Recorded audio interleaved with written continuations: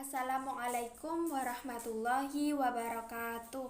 Perkenalkan, nama saya Irma Hidayati. NIM saya 204 10 50 30 100. Di sini saya dan teman-teman saya, khususnya dari kelompok 2, akan menjelaskan tentang bab 3 mengenai analisis laporan keuangan syariah. Untuk yang pertama yaitu konsep analisis laporan keuangan syariah. Pengertian analisis sendiri yaitu penggalian, pemilahan, pengklasifikasian atau penggolongan, serta penguraian. Sedangkan pengertian dari analisis laporan keuangan syariah sendiri artinya penggalian informasi lebih dalam laporan keuangan yang melibatkan laporan laba rugi dan neraca untuk mengetahui kondisi keuangan dalam suatu perusahaan agar bisa menghasilkan keputusan yang tepat dan efisien sesuai dengan kaidah Islam atau sumber hukum Islam yang mana meliputi Al-Quran dan Al-Hadis atau As-Sunnah.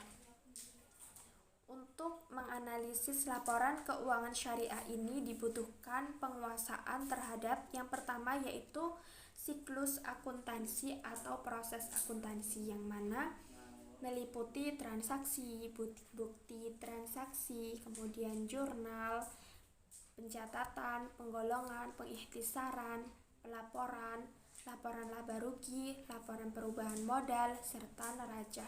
Untuk yang kedua yaitu penguasaan terhadap konsep analisis laporan keuangan syariah yang mana mengubah atau menggali informasi yang lebih dalam mengenai laporan keuangan dalam suatu perusahaan agar bisa mengambil keputusan dengan tepat. Untuk yang ketiga yaitu penguasaan terhadap teknik analisisnya. Teknik analisis laporan keuangan syariah ini meliputi analisis rasio, analisis tren, dan analisis common size. Selanjutnya, penguasaan terhadap situasi lingkungan baik internasional maupun nasional, kemudian sifat dan segmen dari perusahaan itu sendiri. Selanjutnya akan dijelaskan oleh teman saya. Terima kasih. Assalamualaikum warahmatullahi wabarakatuh. Saya Nanda Fika Putri. Saya di sini akan menjelaskan tentang analisis rasio. Analisis rasio keuangan adalah angka yang diperoleh dari hasil perbandingan dari satu pos laporan keuangan ke pos yang lain, yang mempunyai hubungan yang relevan dan signifikan. Rasio keuangan sangat penting dalam melakukan analisis terhadap kondisi keuangan perusahaan karena rasio keuangan ini hanya menyederhanakan informasi yang menggambarkan hubungan antara pos tertentu dengan pos yang lainnya. Sekian dari saya. Wassalamualaikum warahmatullahi wabarakatuh. Assalamualaikum warahmatullahi wabarakatuh. Perkenalkan, nama saya Ildayatur Rofiah, NIM 205 10 50 324. Di sini saya akan melanjutkan penjelasan materi dari teman saya. Dalam menganalisis rasio, terdapat keunggulan dan keterbatasan dalam menganalisisnya. Keunggulan dalam menganalisis rasio yaitu yang pertama, rasio merupakan angka-angka atau ikhtisar statistik yang lebih mudah dibaca dan dipahami.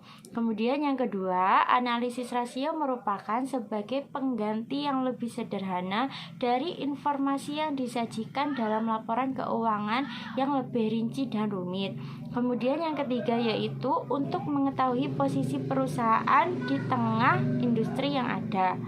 Kemudian ada juga keterbatasan dalam menganalisis rasio. Keterbatasan dalam menganalisis rasio yaitu yang pertama, kesulitan dalam memilih rasio yang tepat yang digunakan untuk kepentingan pemakainya.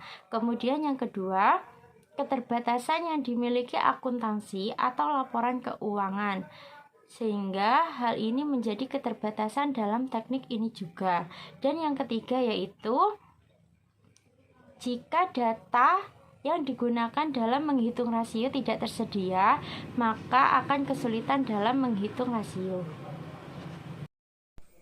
Selanjutnya yaitu jenis-jenis rasio yang mana dibagi menjadi 3. Yang pertama yaitu Rasio likuiditas. Analisis yang dilakukan untuk memenuhi kewajiban-kewajiban jangka pendeknya dan kewajiban-kewajiban jatuh tempo. Yang kedua yaitu rasio rentabilitas, yang mana alat yang digunakan untuk mengukur sejauh mana tingkat efisiensi dan profitabilitas dalam suatu perusahaan dalam menjalankan operasinya.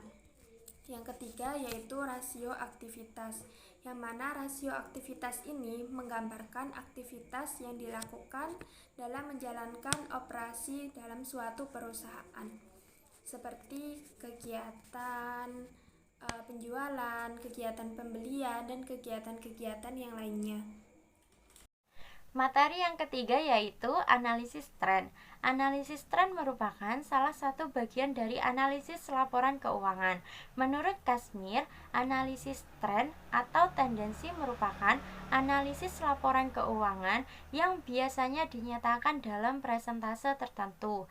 Ataupun lebih jelasnya lagi yaitu analisis tren merupakan salah satu metode analisis laporan keuangan yang digunakan untuk mengetahui perkembangan masing-masing unsur laporan keuangan, apakah nantinya akan meningkat, menurun, ataupun tetap. Adapun tujuan dari analisis tren menurut Muktaji pada tahun 2009 yaitu untuk mengetahui tendensi atau keadaan suatu perusahaan di masa yang akan datang, baik nanti kecenderungan akan meningkat, menurun, ataupun turun. Teknik analisis tren biasanya digunakan dalam menganalisis laporan keuangan yang meliputi minimal lebih dari 3 periode dengan menggunakan angka indeks.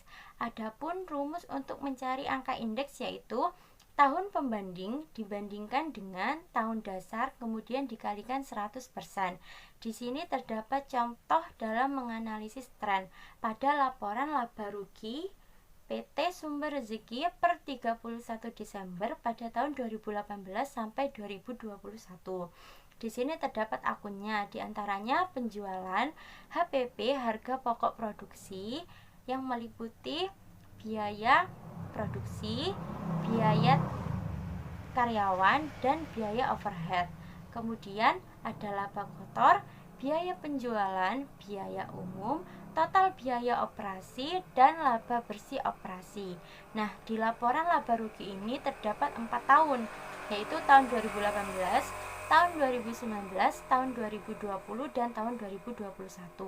Kemudian di sampingnya terdapat tren persen 2019, tren persen 2020, dan tren persen 2021. Caranya yaitu kita harus mengetahui angka indeksnya terlebih dahulu.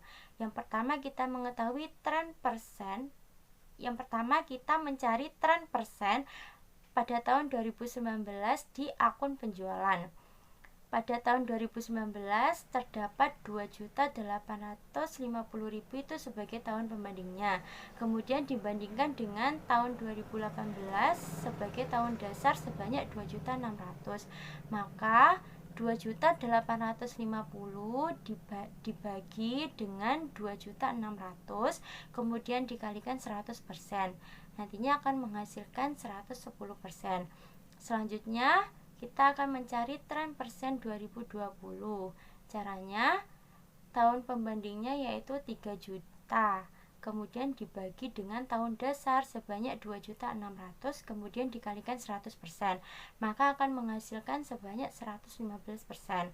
Kemudian tren persen 2021 pada akun penjualan. Pada tahun 2021 sebanyak 3.400.000, maka dibagi dengan tahun dasarnya sebanyak 2.600 dan dikalikan 100%, maka akan menghasilkan 131%, dan begitu seterusnya dalam laba bersih operasi. Kemudian setelah menghitung, maka kita akan melakukan analisis tren. Apakah akun tersebut ini nantinya akan mengalami kenaikan, penurunan, ataupun tetap. Dalam analisis tren dalam akun penjualan, kita mengetahui bahwa setiap tahunnya mengalami kenaikan dan begitu seterusnya.